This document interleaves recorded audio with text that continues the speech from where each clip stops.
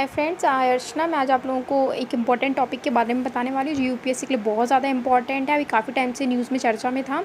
ये है one nation one election के साथ। सबसे पहले जो यूपीएससी ने पिछले सालों में जो क्वेश्चंस पूछे हैं प्रीलिम्स में, वो हम डिस्कस करने वाले हैं। दो क्वेश्चंस, एक जो 2020 में पूछा गया है वो ये क्वेश्चन था कि according to the constitution of India a person who is eligible to vote can be made a minister in a state for 6 months even if he or she is not a member of the legislature of that state. Second point था, according to the representation of the people act 1951 a person convicted of a criminal offence and sentence to imprisonment for 5 years is permanently disqualified from contesting an election even after his release from prison. इसमें से बताना है कि कौन सा option सही है, सिर्फ 1 या फिर सिर्फ 2 या फिर दोनों ही सही है या फिर दोनों ही गलत हैं। तो इसमें जो राइट आंसर है ना, वो मैं आपको वीडियो के लास्ट में बता दूंगी।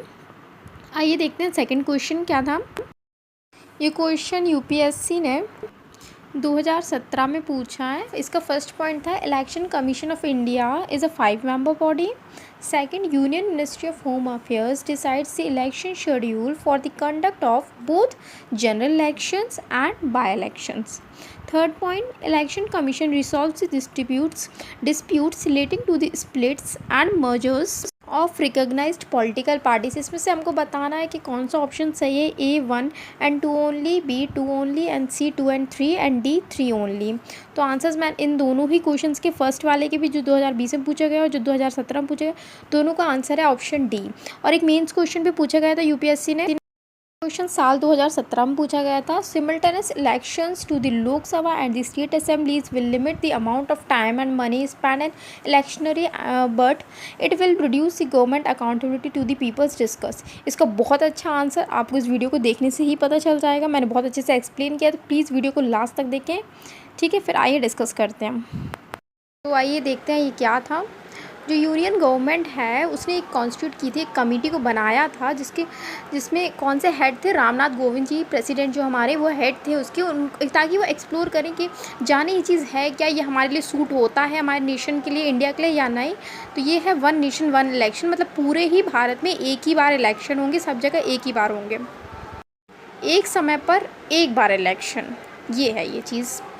बेसिकली जो वन नेशन और वन इलेक्शन का जो आइडिया था ना, वो पता है कहाँ से आया था। मतलब इसका जो था सिस्टम, इसमें जो होता है वो ये होता है कि सभी स्टेट्स में और सभी लोकसभा में एक ही टाइम पर इलेक्शन करवाना।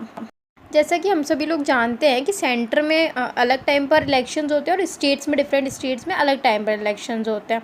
इसी का जो अपोजिट होगा ना, कि एक टाइम पर स्टेट में भी हो रहा है, एक टाइम पर सेंटर में भी हो रहा है, ये होता है कि एक नेशन मतलब एक भारत और एक बार इलेक्शंस, ठीक है।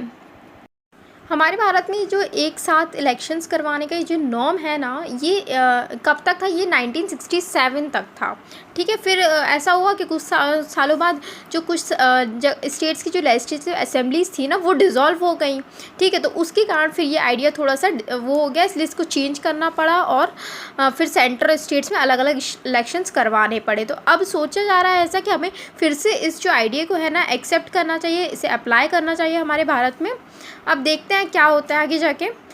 अब देखिए, कोई चीज़ होती है तो उसके फ़ायदे भी होंगे और नुकसान भी होंगे। फ़ायदे ये है कि इससे जो कॉस्ट है, अब स्टेट्स में अलग पैसा लग रहा है, फिर से पुलिस फोर्स लग रही है बार बार, सेंटर में अलग लग रही है, तो उससे थोड़ा कॉस्ट जो है ना वो बढ़ जाता है। इस आईडी से जो कॉस्ट है वो कम हो जाएगा।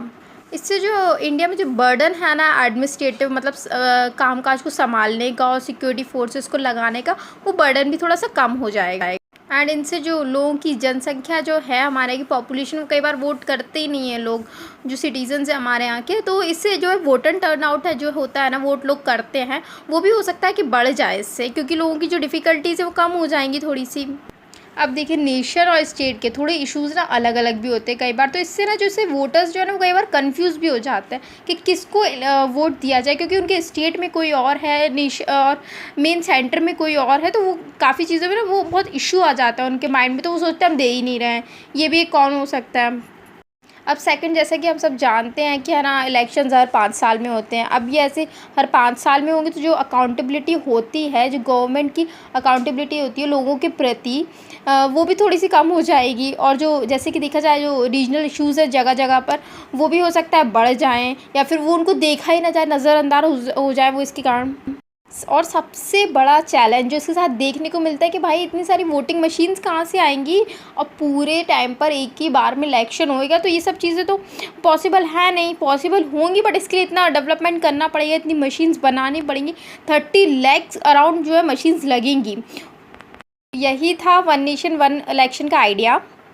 अब देखते हैं हम लोग आगे जाके क्या होगा। अब जैसा भी होगा वो मैं आपको फिर से अपडेट करूँगी। आई होप कि आपको वीडियो पसंद आया, और जो जनरल यूपीएससी के पर्सपेक्टिव से जो इसका आइडिया एक्चुअली ये होता क्या है वो मैंने आपको अच्छी तरह से समझा दिया है। ठीक है, so thank you guides and stay happy and healthy. आप लोगों के लिए एक प्रैक्टिस मीन्स क्वेश्चन भी प्रोवाइड कर रही हूँ। क्वेश्चन है, critically analyse the concept of one nation one election, highlighting the benefits and challenges associated with it, and also suggest some measures to make it feasible.